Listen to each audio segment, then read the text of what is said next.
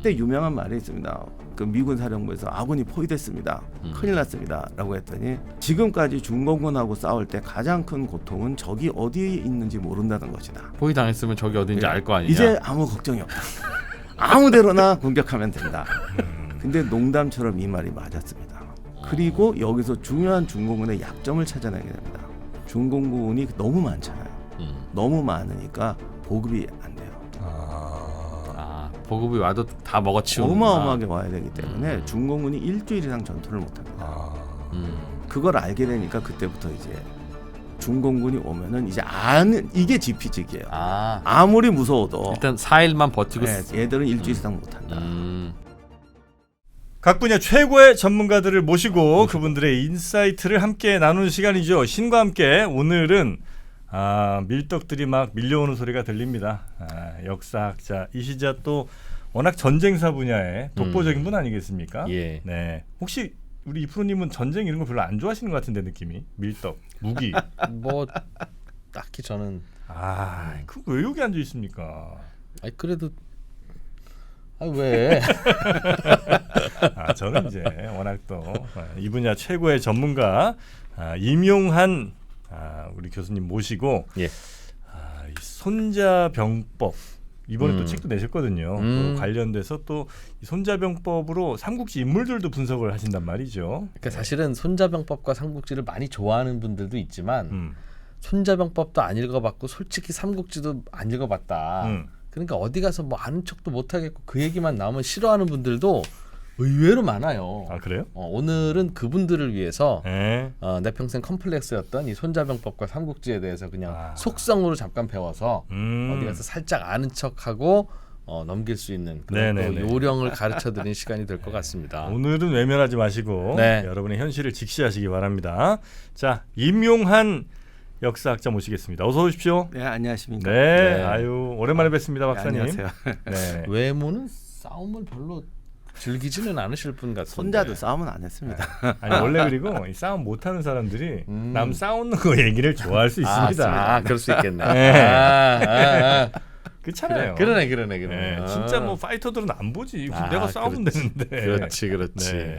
연애 소설 많이 보는 분들도 또 그렇습니다. 그렇죠. 그것만 보시죠. 네. 자, 그런데 우리 박사님께서는 이번에 손자병법이라는 책을 내셨는데 사실 손자병법은 뭐 이미 여러 차례 나왔잖아요. 네네. 더 뭘 해석하거나 더 뭘 내야 될 일이 있을까 싶긴 한데 왜 이걸 이번에 다시 내시게 된 겁니까? 이게 진짜로 옛날에 TV 손자병법이란 프로가 있었어요. TV 손자병법. 네. 그게 사실 알죠. 그거 아시는 분은 이제 연식이 되신 분들이요. KBS ETV에서 했던 거. 그 프로가 사실 손자병법인데 등장인물은 다 뭐 조조 유비 이렇게 삼국지하고 섞은 인물이었는데. 그랬었구나. 네. 제가 학생 때인데 그 프로 처음 떴을 때 저도 이제 밀리터리 매니아니까 드라마 원래 잘 안 보는데 그건 봤어요. 네. 근데 그때 신문에 평이 나오는데 초창기에 그랬어요. 이 프로 엉터리다. 뭐 손자병법이면 뭐 기발하고 뭐 어떤 기기묘묘한 책략이 나와야 되는데 이거 그냥 회사 생활 얘기 아니냐. 이런 비평이 한번 실린 적이 있었어요. 그런가요? 그때 딱 느꼈던 게 뭐냐면 사실 손자병법이 무슨 모략을 쓰고 뭐 어떤 기발한 책략을 가르치고 이런 책이 아니거든요. 그때 알았어요. 사람들이 손자병법을 읽지는 않고 엄청나게 착각을 하고 사는구나. 이미지로만 갖고 있구나. 근데 그 기자분이 사실 잘못 쓰신 거 안 읽어보고 쓰신 거야. 네, 글은 자기 순서 돌아온다고 막 쓰면 안 돼요.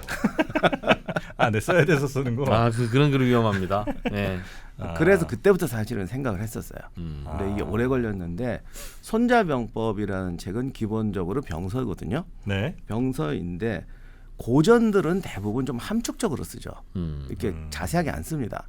그러니까 손자병법을 제대로 해석하려면 그 함축적 의미를 전쟁사의 상황 속에서 맞춰보고 이게 이런 뜻이다 이렇게 해야 되는데 제가 그 뒤로도 정말 수십 년 동안 보면은 두 가지 잘못을 저질러요. 첫째는 이게 또 경영서로 많이 뭐 첫에서 이렇게 하다 보니까 그냥 독자들이 좋아하는 얘기에 맞춰요. 고전은 또 함축적인 글이다 보니까 맞추기 좋습니다. 이렇게도 해석하고 뭐 이렇게도 하고 저렇게도 하고. 예. 그 다음에 전쟁사 책에서도 가끔 쓸 때 보면 그냥 결과론으로 갖다 맞추는 거예요. 아 이것 때문에 이긴 것이다. 네. 예를 들면 솔직히 싸울 때 적의 정보를 다 알고 싸우는 경우가 어디 있겠어요? 그러면 지피지기면 100점 볼 텐데 너 몰랐지 않냐? 얘가 지피지기 했으면 안 졌을 텐데. 아하. 뭐 이런 식으로 붙이면 손자병법은 붙이기 정말 좋습니다. 심지어는 군인분들이 쓴 글에도 그런 걸 제가 많이 봤어요. 그래서 정말로 두 가지가 필요하죠. 손자가 이 책을 쓸 때 역사적 상황, 그리고 손자가 정말 이 말한 게 무엇인가를 전쟁 전략 속에서 검증해서 찾아내는 것. 그래서 이제 내시게 됐는데 그러면 이전의 책들과는 그런 부분에서 좀 다르겠군요. 그러니까 이 책은 좀 더 실제 있었던 전쟁사들이나 이런 것들을 이 병법에 맞춰서 해석을 좀 하시고 원문에 충실하고. 네, 뭐 그런 생각. 그러다 보니 좀 지루하고 재미없겠습니다. 당연합니다. 당연합니다. 근데 저희가 요즘에 미국의 트럼프 대통령이 손자병법 읽고 내가 일하는 거야. 그런 얘기를 했다고 해서 도대체 손자병법에 뭐가 있는지를 다시 읽는 분들이 꽤 생기고 있대요. 트럼프가 손자병법을 읽었대요? 그분은 원래 그 전쟁, 게임, 협상, 전략 이런 거 그냥 하루 그것만 읽는 분인 것 같습니다. 아니 뭐 그건 그렇죠. 정말로 읽었을 수도 있고요. 근데 트럼프가 두 얼굴이 있잖아요. 어떨 때 보면 되게 막대 먹은 사람처럼 오히려 사람을 방심하게 해서 예. 의외로 또 술수를, 그러니까 깊은 술수를 잘 써요. 그걸 보면 정말 읽은 것 같기도 하고, 아니면 요즘에 중국하고도 이렇게 싸우고, 특히 시진핑, 특히 중국하고 이거 대적하는 중에 나 손자병법 니들 것도 다 읽었어. 니들 잘 알아. 이런 식으로 나오는 걸 수도 있을 것 같기도 하고. 네네네. 뭐 요게 이제 손자병법이니까 손자가 썼다고 생각하실 수 있습니다. 그러나 손자가 아니라 이제 저희가 썼죠. 손무. 손자 예. 할아버지 손자가 아니에요. 우리 저 이프로님. 손자가 쓴 게 아니에요? 그 누구 유명한 사람이 있고 그 손자가 써서 손자병법이 아니고. 나는 그런 건 아닌 거 알고 있었고 네. 쓴 사람의 이름이 손자인 줄 알았어요. 손. 공자, 맹자, 손자 이렇게. 아닌가 봐요. 그때 자자는 되게 존칭이에요. 손 그래서 선생. 예, 그렇죠. 그러니까 아. 손무 이름은 손무예요. 네. 근데 이제 손자, 오자 이렇게 자자를 붙이는 거죠. 손상 이런 뜻이군요. 네. 일본어로 치면 미스터 손. 그 손무 씨는 뭐 했던 분이에요, 이분은? 저자인 손무 씨는 사실은 이게 제일 안타까운데 예? 별로 안 알려져 있어요. 그래요? 예. 근데 그 원래 책만 내려온다. 일화가 약간 있긴 한데 어떤 성장 과정이고 부모님 뭐 하시고 음. 우리가 좀 이력서에서 기본적인 사항이 좀 안 알려져 있죠. 그래도 장수였을 거 아니겠어요. 병법을 연구한 그리고 그런 부분도 조금 애매한 게 삼국지의 뭐 관우장비 같은 장수였느냐 아니면 제갈량 같은 포지션이었느냐 그것도 좀 애매합니다. 그냥 책만 내려오는. 네. 그리고 만전의 활약이기 때문에 젊은 날에 어떻게 지냈는지는 잘 모르고 원래 제 나라 사람인데 우리 와신상담 그 얘기 나오는 오나라하고 월나라랑 이렇게 싸울 때 네. 오나라에 가서 활약했어요.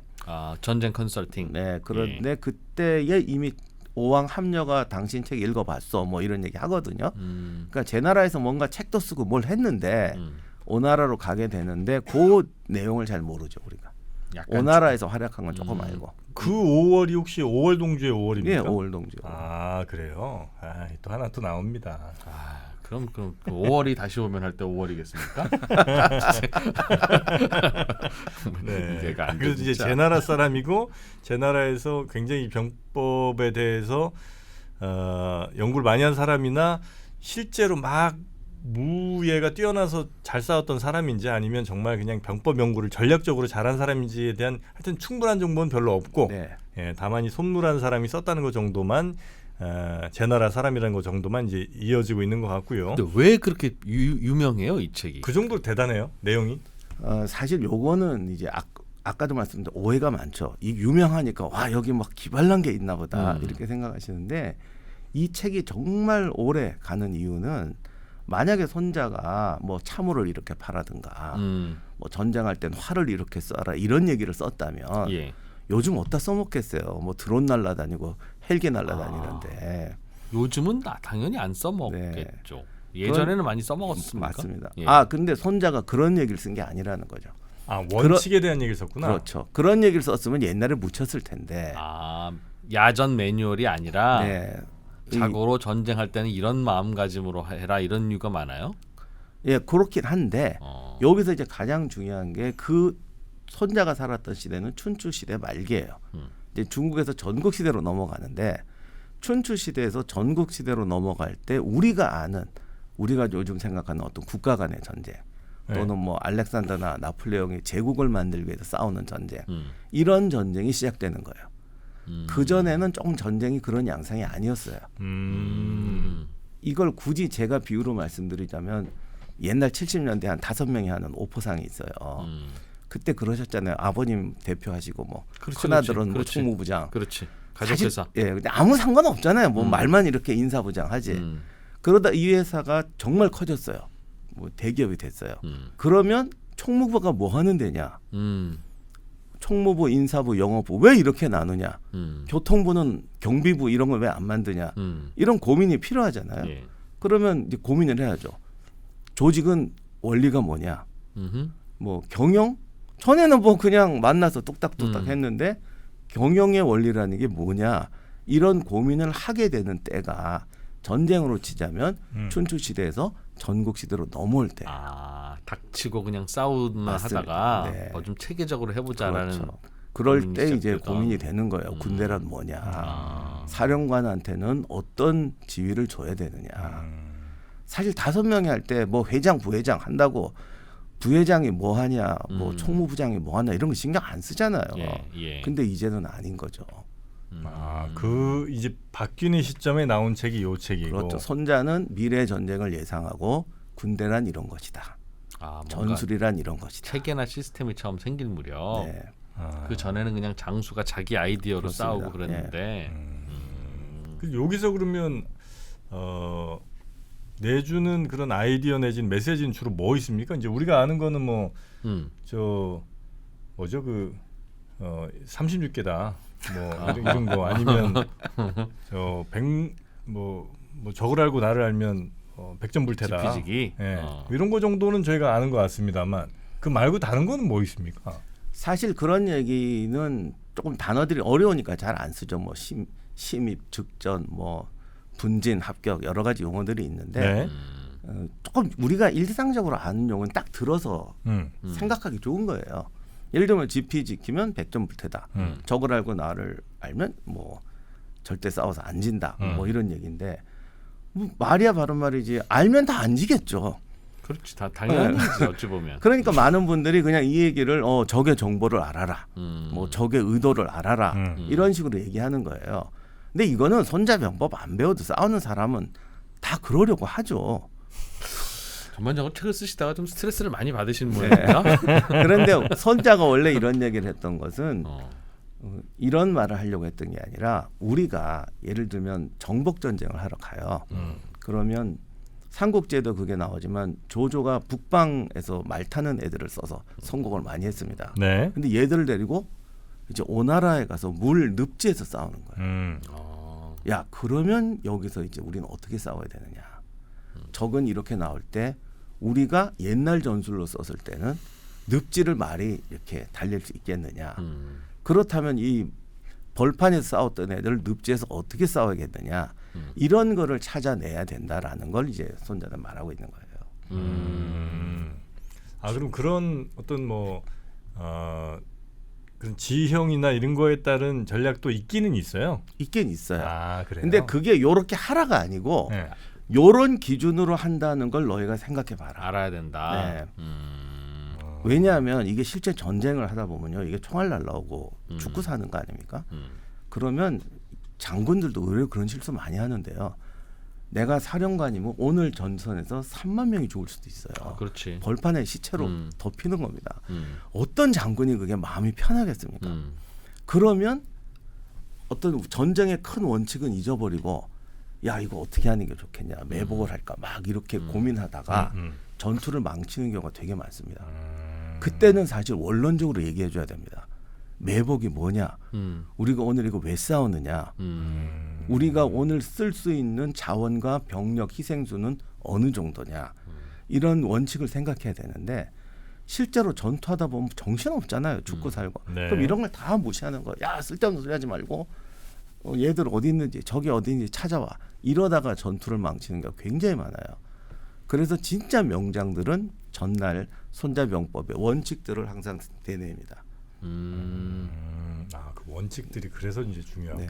항상 이제 돌발 변수라는 건 언제든 생기는 거니까 그 변수에서 원칙을 지키지 않으면 그냥 우왕좌왕 뭐 갑자기 막 실수하게 되고 이러니까 이제 전쟁에서 지게 되는 거고. 네. 한두 개 예를 좀 들어봐 주세요. 그러니까 거기에 나오는 얘기로 손자병법에 나오는 얘기로 이런 내용이 있다. 손자병법에서 제일 유명한 얘기는 이제 싸우지 않고 이기는 것이 최선이다. 꽤 당연한 얘기이긴 예. 한데. 그래서 많은 분들이 좋아하세요. 사실 그렇지. 그냥 뭐 싸우지 않고 이기는 게 최선 아니냐. 그런데 실제로 전투에 가면 100명이 지키는 고지를 우리가 10,000명이 죽더라도 점령해야 되는 경우도 있어요. 그렇겠죠. 네. 예. 근데 거기서 싸우지 않고 이기는 게 최선이다. 버티자. 쟤도 굶을 때까지 버티자. 안 죽겠죠, 우리는. 그렇겠네요. 네. 그런데 만약에 지금 저 고지 밑에서 핵폭탄을 개발하고 있어요. 내일까지 저걸 안 점령하면 터뜨릴 거예요. 그러면 10,000명이 죽더라도 올라가야죠. 이런 걸 말하는 거예요. 그래서 많은 분들이 싸우지 않고 이기는 게 최선이다. 너무 당연하지. 뭐 투자도 조금 하고 그런 뜻이 아니고 싸우지 않고 이기는 게 최선일 때는 내가 저 병력을 흡수해서 내가 써먹어야 될 때는 싸우지 않고 이기는 게 최선이고 쟤들을 없애고 저 밑에 땅을 파야 되면 10,000명이 죽더라도 들어가야 되는 것이고 이런 거예요.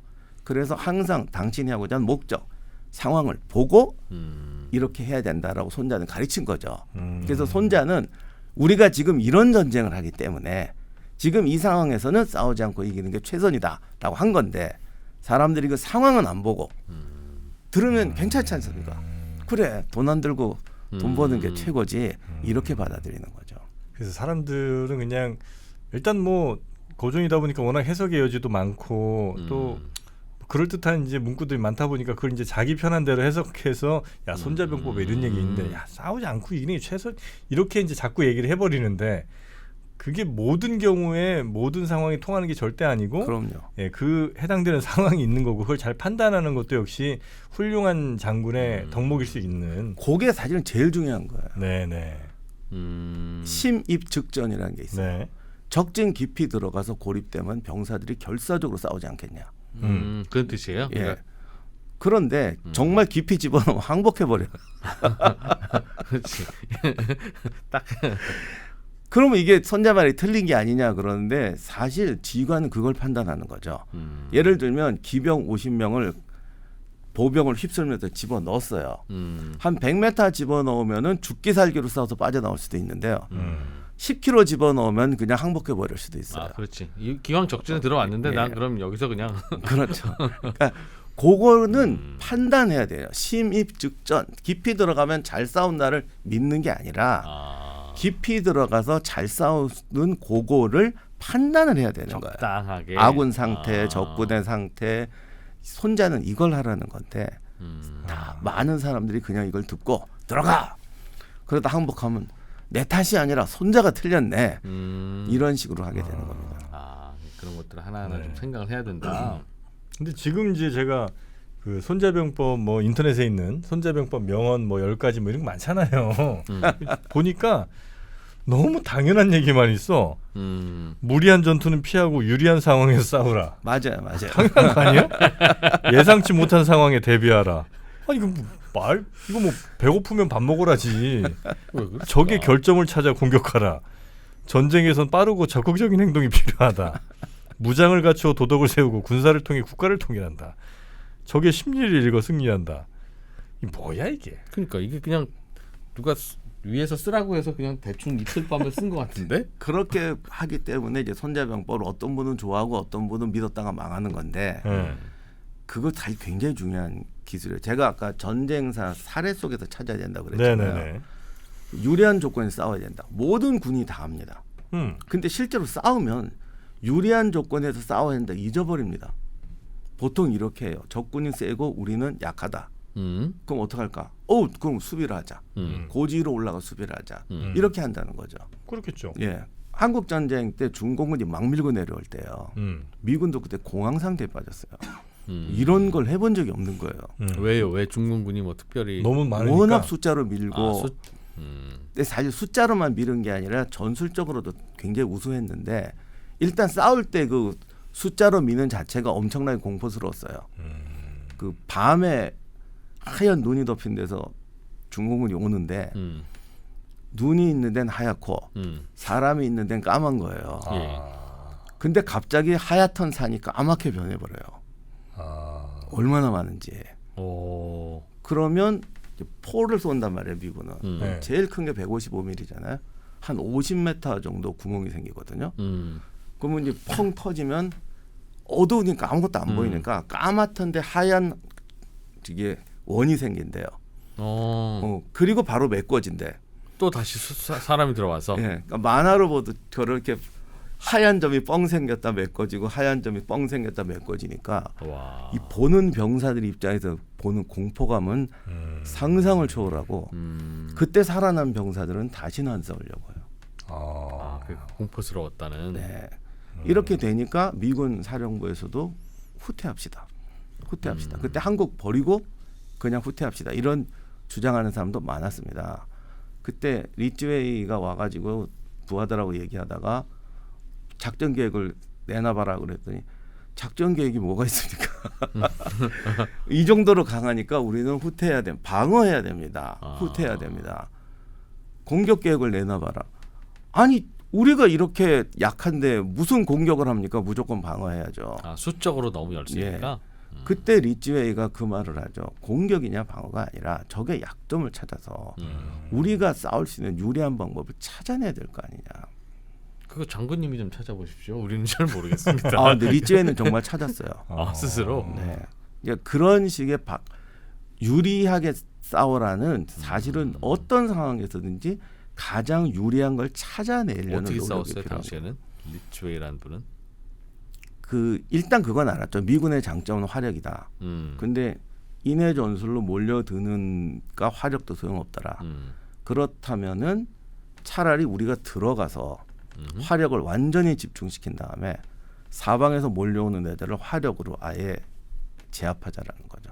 누군가 미끼가 돼서 주변에다가 화력을 몇 배로 집중해 버리면 얘들도 퍼질 거 아니냐. 누군가를 들어가게 해서 그들을 포위 당하게 한 후에 도너츠 형태로 모여 있는 군들을 우리가 도너츠 형태로 쏘자. 그럼요.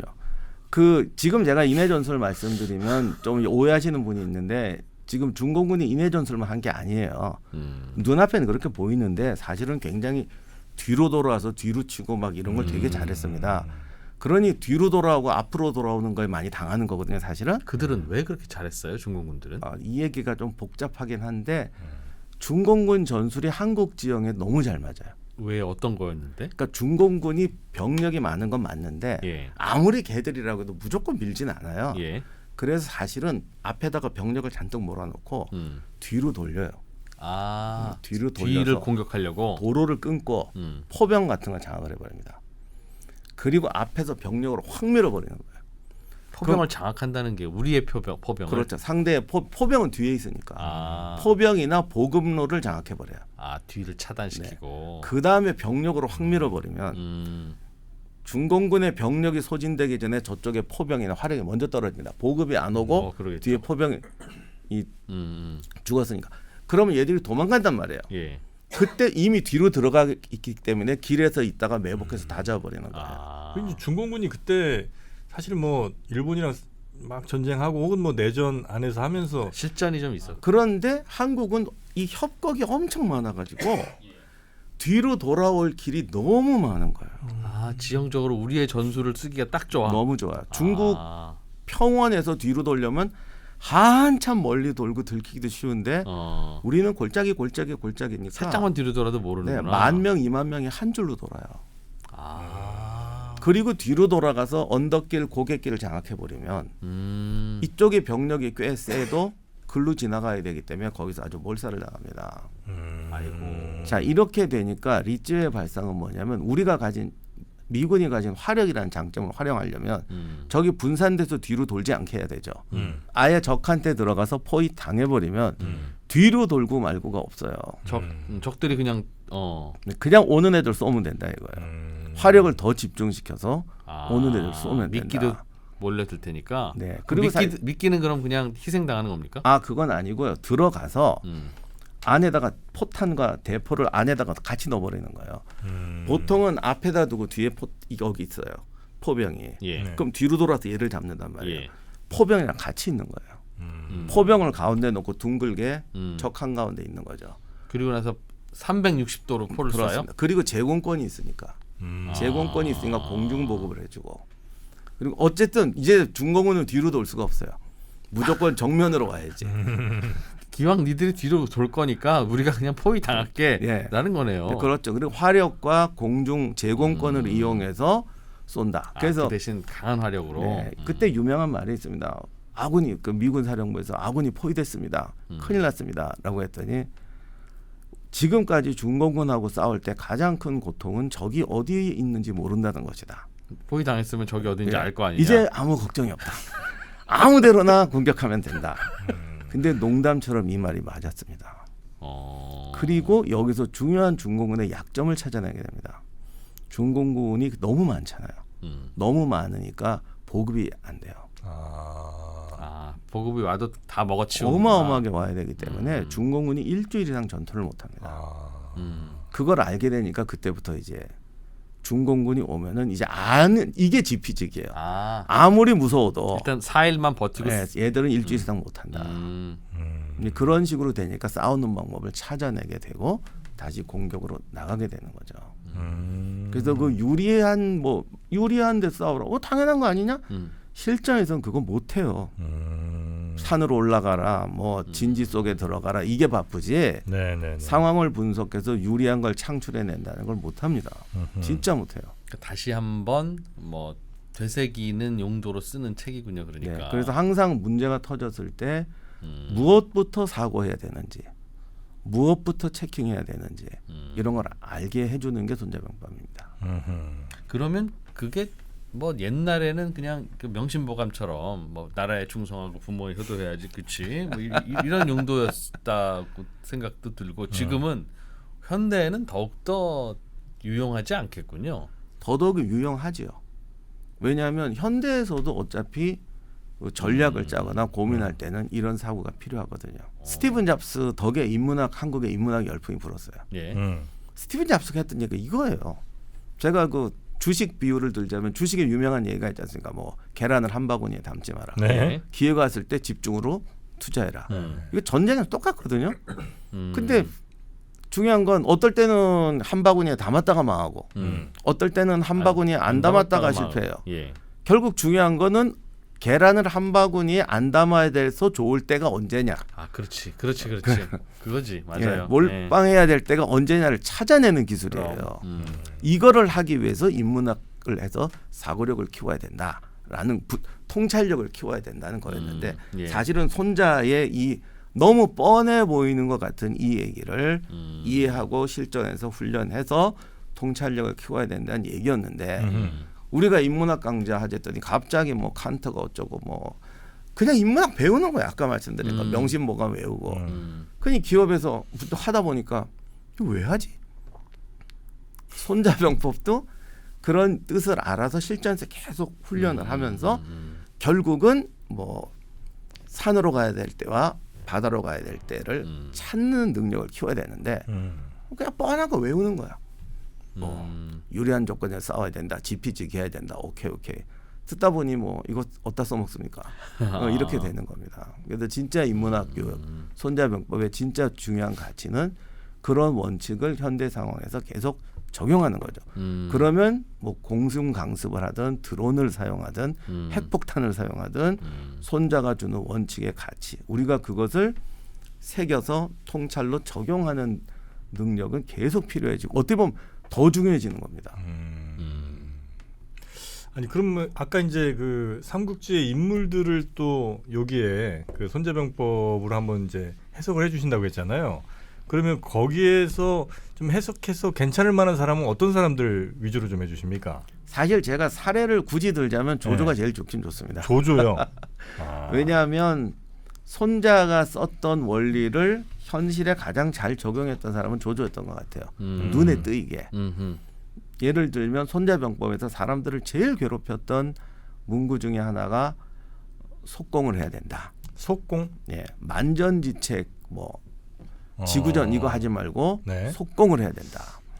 왜요? 왜 그랬을까? 전쟁을 빨리 끝내는 게 좋죠.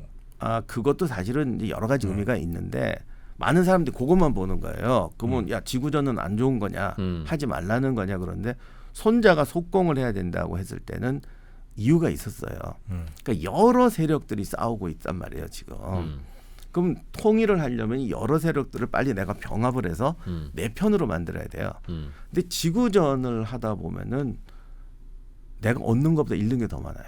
양쪽이 다 소모전이지. 뭐. 네, 예를 들면 적 100명이 성을 지키고 있는데 걔들 항복시켜서 쟤들 내 편으로 만들자. 그래서 10,000명을 동원해서 1년을 포위했어요. 그거 그래갖고 100명 얻느니 10,000년 동안 1년 동안 10,000명 쓸 돈 가지고 용병을 고용해도 100명이 더 오죠. 그러니까 조조는 속공을 통해서 적을 전략적으로 굴복시켜서 자기 편으로 만드는 이런 전술을 많이 썼어요. 빨리 그러니까 이길 수 있는 곳을 싸우러 갔다는 얘기네요. 그렇죠. 그러면. 대병력을 모아서 싸워서 서로 손해를 봐서 쟤도 죽고 나도 죽는 것보다 속공, 빠른 기병 같은 걸 이용해서 보급을 끊어가지고 적을 항복시켜서 쟤들을 내 편으로 만든다거나 보급로를 끊어서 적이 도주하게 해서 도주할 때 치면은 훨씬 쉽게 이긴다. 그래서 짧은 시간에 조조는 정말 속공으로 유명했었죠. 그러니까 그런 손자병법의 원리를 알았기 때문에 네. 원소하고 조조가 싸울 때 원소가 10대 1이에요 병력이. 근데 원소는 병력만 믿는 거죠.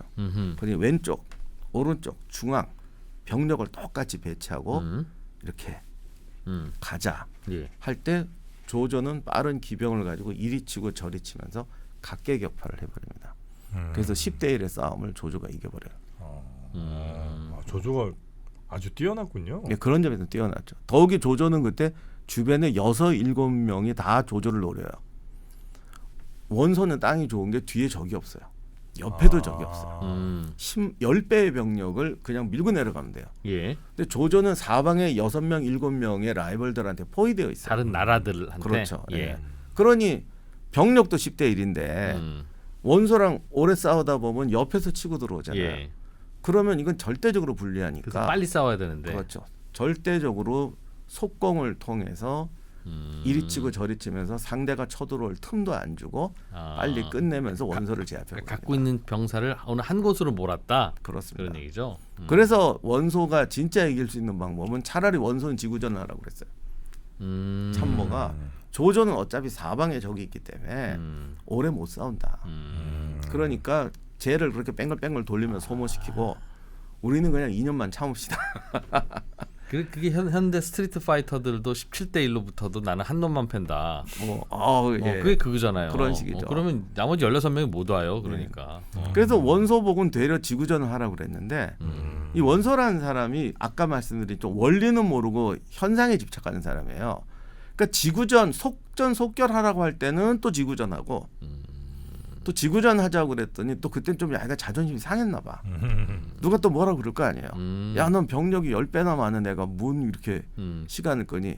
이래서 또 그때는 자기도 속전속결을 했다고 나갔다가 조조한테 말려버린 겁니다. 그렇지. 속전속결해라고 하면 이쪽한테도 할 수 있는 조언이고 저쪽까지도 할 수 있는 조언이니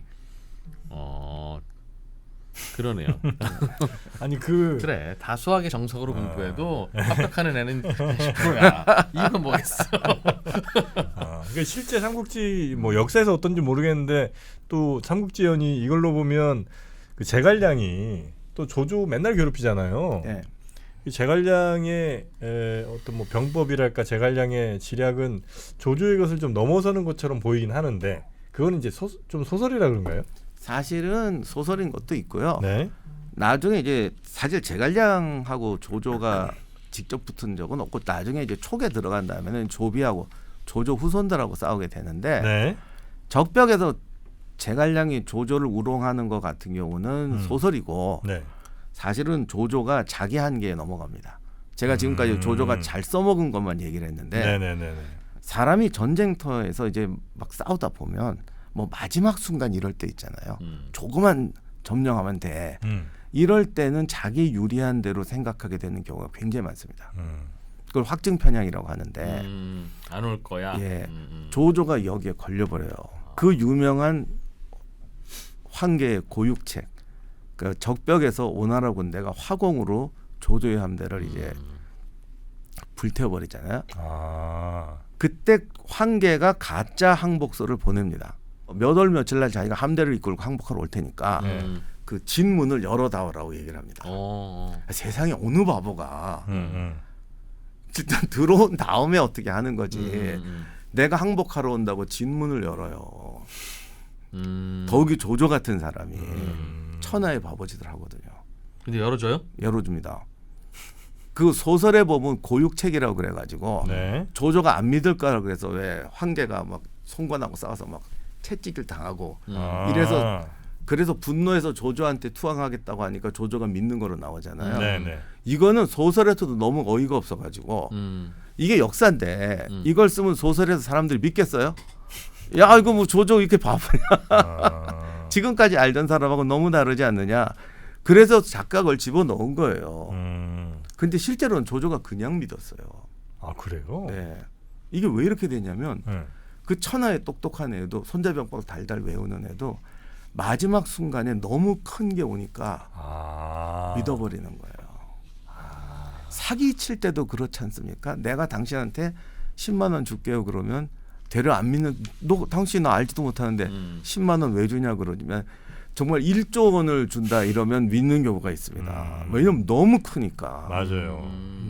네, 평소에 그 판단력이 안 나오죠. 맞습니다. 근데 조조는 이때 두 가지였어요. 형주만 점령하면 이제 삼국통일은 자기 세대에 되는 거예요. 눈앞에 이제 형주 정복이 아니고 삼국통일이 지금 눈앞에 있어요.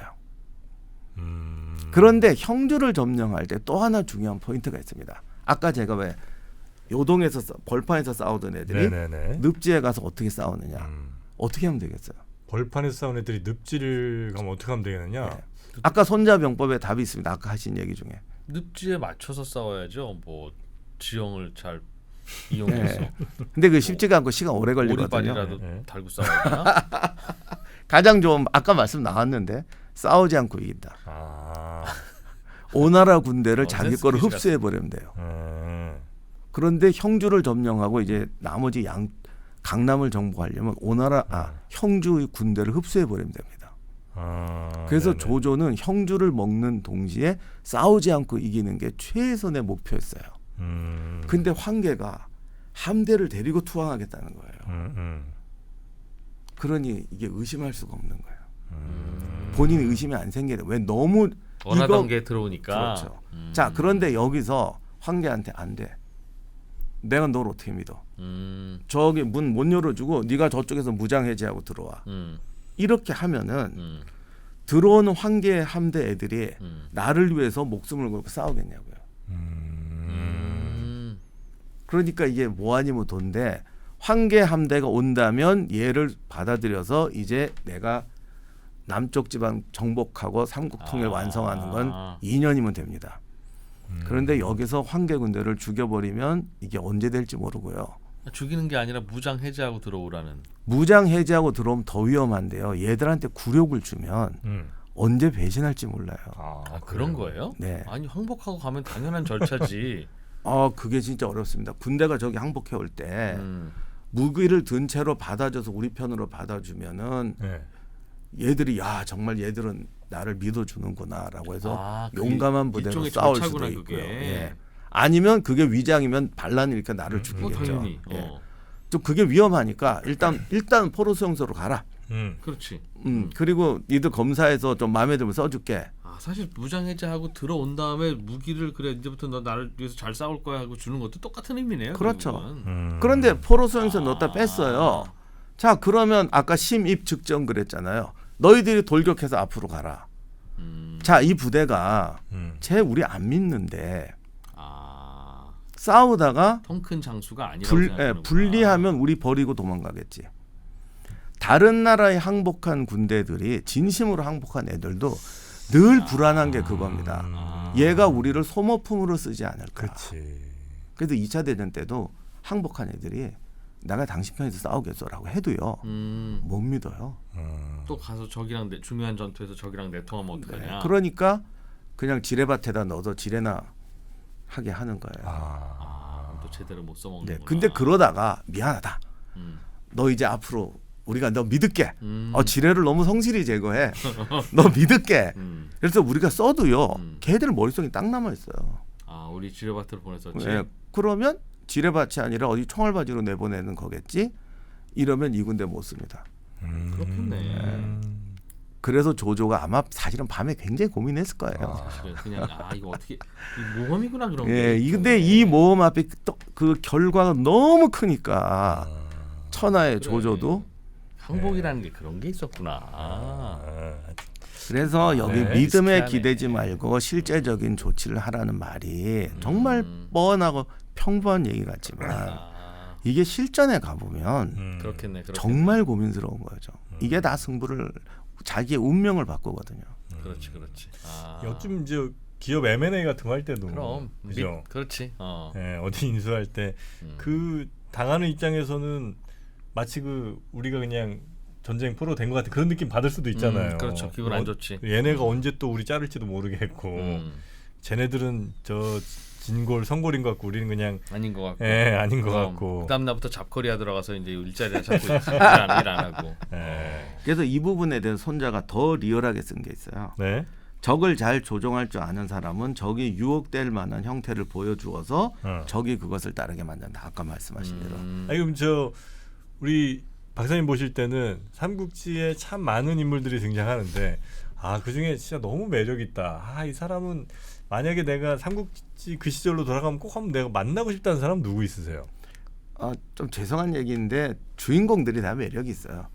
유명한 사람들이. 네네네. 제가 뭐 동탁 만나서 무슨 매력이 있겠습니까? 그런데 소설에서 좀 과장이 됐다 하더라도 네. 본바탕이 대단한 사람을 과장을 했지 별 볼 일 없는 사람을 과장하진 않았거든요. 그래서 다 유명한 사람들이 제일 만나보고 싶어요. 조조, 뭐 제갈량, 유비, 관우 뭐 이런 사람들 다 손거는 좀 안 궁금한 게 이 양반은 좀 정치가예요. 냉정한 정치가. 그래서 주변에서 하도 많이 봐서 별로 안 궁금하고요. 조조나 유비나 제갈량 같은 사람은 만나보고 싶죠. 유비는 근데 뭐 예를 들면 관우한테 매력 느끼는 사람 굉장히 많은 것 같고요. 뭐 제갈량 당연히 많죠.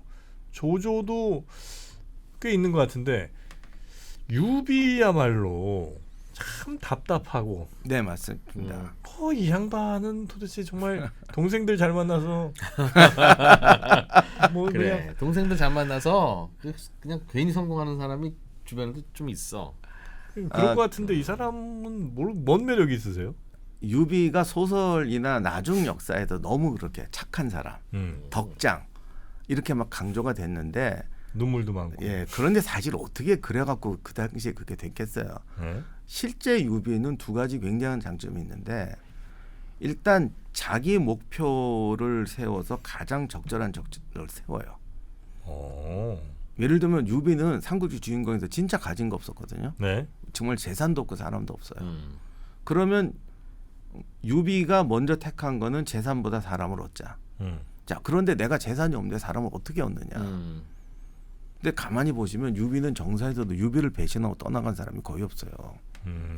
관우가 사실 이렇게 유명해진 것도 지금 기준으로 하면은 뭐 유비는 그냥 대리점 사장이고 조조는 기업 뭐 회장님인데 관우를 보고 야 너는 정말 걸물이다 그러고 스카우트하겠다고 그랬는데 유비가 아니 조조가 관우를 네. 스카우트하겠다 했는데 관우가 대리점 사장 밑으로 가는 거죠. 심지어는 망해가지고 대리점 날려먹고 지금 그 잡코리아 뒤지고 있는 유비한테 관우가 가는 겁니다. 그러니까 이게 무슨 비결이냐는 거예요. 사실은 동생을 잘 만난 게 아니라 동생을 묶어놓는 탁월한 능력이 있어요. 뭐였을까요? 유비의 능력. 일단 동생들을 되게 이렇게 잘 알아봐주고 칭찬 잘해주는 거 아닌가 싶은 게 왜 이렇게 보통 사람 특히 이제 남자들이 자기 알아봐주는 사람한테 거의 목숨 걸잖아요. 그렇지. 네, 그거 아닐까? 뭐 그것도 중요한 것 같아요. 그리고 근데 유비의 또 하나의 능력은 괜히 갈등하는 사이들 있잖아요. 서로 사이가 안 좋아요. 네네네. 그럼 제가 이제 누구 편을 들면은 저쪽은 나를 싫어하게 되겠죠. 근데 걔들을 다 묶어놓는 또 탁월한 능력이 있습니다. 기본적으로 그러려면 자기가 매우 부족해야 돼요. 야 둘이 싸우지 마. 야 나를 봐라. 난 이것도 없고 저것도 없는데 미치겠다 진짜. 니네는 그래도 그런 마음이 가지. 뭐 하나씩 있잖아 그래도 니네는. 맞아. 그러면 그러네. 잘난 사람들 넌 이거 아니구만. 내가 딱 보니까 넌데 왜? 뭐 이러면서 이제 그것도 이제 갈라지는데. 판단하려고 하고 하는데. 그리고 장비든 뭐 관우든 유비를 만나서 딱 가면 이 형은 오래 못 가겠구나. 안쓰러워. 그럼 내가 넘버 원이네 곧. 칠성파 저기로 가면 뭐 근데 한참 초첩산 중인데 여기는 보니까 오늘 내래. 곧 내가 보스야 곧. 그럴 수도 있겠네. 하여간 뭐 그럴 수도 있고 그럴 수도 있는데 네. 촉서가 기록이 부실해서 그걸 잘 모르게 돼 있습니다. 그러니까 조조는 딱 분석이 돼요. 이러니까 이래서 좋아하는구나. 근데 유비는 결과는 있는데 과정이 없어요. 그래서 제가 정말 타임머신 타고 싶으면 만나보고 싶다라는 그 비결이 뜻입니다. 뭐냐. 예. 그 비결은 정말 요즘도 많이 궁금한데 진짜. 예. 근데 조금만 좀 단서가 있으면 좋겠는데 결론은 나오는데 이게 안 나오고 조조가 유비하고 만날 그 영화나 드라마 때 잘 나오는 갑자기 천둥이 치니까 뭐 유비가 막 음식 젓가락 떨어뜨리고 그 장면도 그게 진짜인지 가짜인지 좀 애매하게 기록이 돼 있는데요. 요거는 중요해요. 조조가 유비가 나의 라이벌이라는 걸 대리점 사장할 때 알아봤어요. 다들 제가 별거 없다고 생각할 때 처음에는 조조도 멀리 있을 때는 뭐 제 명함 보니까 그런 앵가보다 해서 그냥 이용해 먹으면 되겠구나 하고 불렀거든요. 근데 대리점 사장이라고 표현하시는 건 당시의 구도가 어땠기 때문에 그런 거예요? 당시 서주에 원래 도겸 밑에 있었는데 유비가 유비가 서주의 도겸 밑에 있었는데 조조가 서주를 공격해서 뭐 거의 3분의 1을 박살을 냈어요. 그런데 이게 사연이 좀 있는데 아무튼 통으로 먹지를 못했어요. 잠깐 이제 조조가 잠깐 물러가야 될 상황이 생긴 거죠. 그랬더니 서주 사람들은 그때 조조한테 분노를 많이 했거든요. 왜냐하면 급하니까 좀 무리수를 떴어요. 학살도 하고. 그러니 이제는 이제 분노해버린 거죠. 난 죽어도 제 밑에는 안 간다. 그러다 보니 어떻게 착한 유비가 마음에 들어서 사람들의 인심이 유비한테 밀렸는데 실제로 유비는 서주가 박살이 났기 때문에 서주의 3분의 1 정도도 차지하지 못했습니다. 근데 조조가 보니까 이 서주를 꼭 자기가 장을 해야 되는데 근데 보니까 별 힘도 없는데 사람들이 막 따르는 이상한 애가 하나 있어. 그래서 유비를 자기 편으로 끌어들이고 그때 이제 여포가 또 유비를 쫓아내고 하니까 아마 조조 생각에는 유비가 힘도 없고 사람한테 인망은 있으니 내가 얘를 이제 서주 태수로 만들어주면 서주 사람들이 나는 안 따라도 유비는 따르겠지. 그리고 유비는 힘 없으니까 그 정도 주면 만족하겠지라고 생각했던 것 같습니다. 그래서 데려다가 막 특별 대우를 해주고 같이 막 밥도 먹고 하면서 너 저기 말 잘 들어라라고 했는데 얘기를 나누다 보니까 이놈이 이게 꿈이 크구나. 이놈이 이게 함부로 쉬운 놈이 아닌 거예요. 근데 단순히 꿈만 컸으면은 조조가 어떻게 했을 텐데 이 무서운 능력이 있다라고 인정을 합니다. 근데 그것도 구체적으로 얘기를 안 하는데 책에서 기록 역사 진짜 기록에서 이놈은 크게 될 놈이네라고 인정을 해버려요. 그래서 나중에 그 형주에서 적벽대전하고 영화에도 나오지만 그 유명한 얘기 있잖아요. 유비가 막 도망갈 때 백성들이 따라오니까 제갈량이 버리고 도망가자고 하니까 유비가 백성을 버리고 도망갈 수 없다 유명한 얘기를 하잖아요.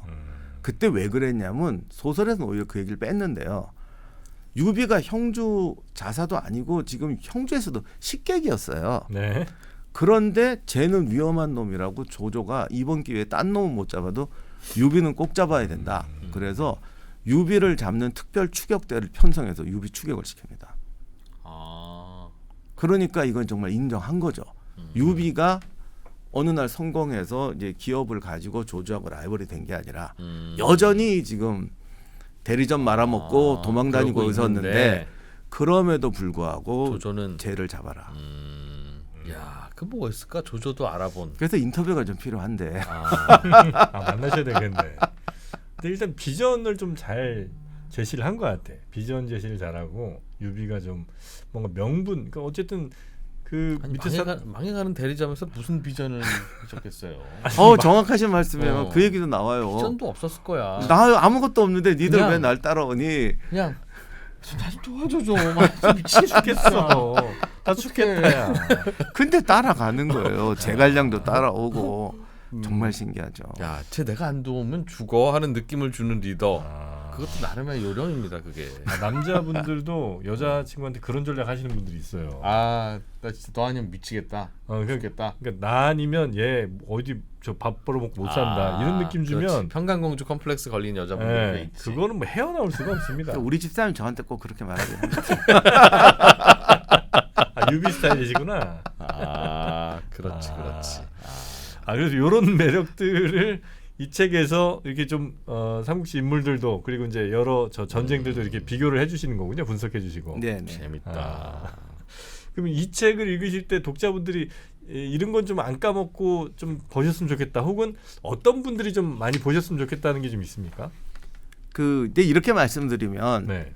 그러면 뭐 그런 병서라든가 인문학서적으로는 중요한데 그건 경영서나 처세서로 나왔던 이런 거 오늘날 경영자나 이렇게 현실을 살아가는 분들한테는 도움이 안 되는 것 책이냐라고 이제 물으실 수가 있는데 손자병법이 경영서나 이제 리더십 처세서로 많이 활용된 이유는 뭐 제가 아까 처음에 한 말이 좀 오해가 날 수가 있는데 어떤 뭐 쓰신 분들이 좀 이렇게 왜곡을 해서 그게 아니라 또 그렇게 쓸 수 있을 만한 이유가 있어요.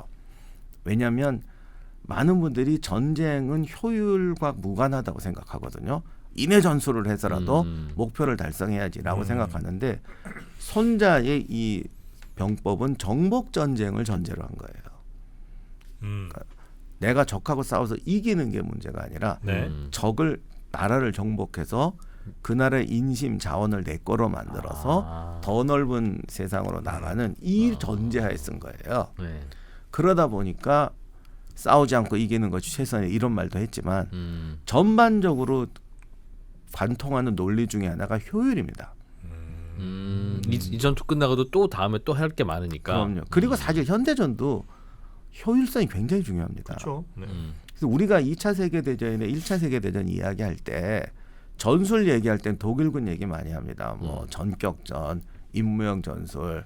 그리고 이제 미군이나 뭐 이런 얘기하면 쟤들이 싸움 못 하는데 물량 작전으로 이겼어. 이렇게 말씀하시는 분이 많은데 실제로는 효율성 싸움에서 이긴 거예요. 단순 물량이 아닙니다. 1차 대전 때 전술적으로 보면 독일군이 프랑스군보다 훨씬 우세했어요. 그런데 실제 전장에서는 독일군이 밀려 이기지를 못하고 가장 대표적인 포탄 생산량이 10배가 넘었어요. 프랑스가. 네. 근데 왜 그렇게 높았냐면 처음에는 안 그랬거든요. 독일군도 다 계산하고 들어갔거든요. 근데 전투를 하다가 프랑스가 이 무기 생산력에서 효율성을 높여야 된다 그래서 어떤 민간인을 기업가를 이제 군수산업 책임자로 앉혔습니다. 이 사람이 그때 미국의 그 포드 자동차 시스템, 우리 이제 너무 흔한 거지만 컨베이어. 이 컨베이어 시스템 이걸로 포탄을 만들었어요. 그리고 컨베이어 시스템을 하니까 여성들을 투입했습니다. 남자는 전쟁터로 가고 여성은 군수공장에서 일하자. 근데 사실 여성분들이 남자하고 제일 차이 나는 게 이 순간 힘이 떨어지거든요. 네. 집중력 이런 건 좋은데 그거 말고는 여성들이 다 뛰어나. 맞아요. 살아보니까 진짜 정말 남자는 그거 하나예요. 진짜 아파. 근데 포탄을 전에는 다 들어서 나르고 로프로 막 나르고 했는데 컨베이어로 하니까 요게 이제 불량 나는지 그 관리만 잘하면 되거든요. 그래서 여성분들이 군수 공장에 투입되니까 컨베이어 플러스 여성의 장점이 발휘되면서 무기 생산량이 프랑스가 압도적으로 높아져요. 여성들이야 뭐 위험한 것도 아니니까 이제 계속 일손들이 늘어났지. 특히 포탄 생산량이 압도적으로 많아지니까.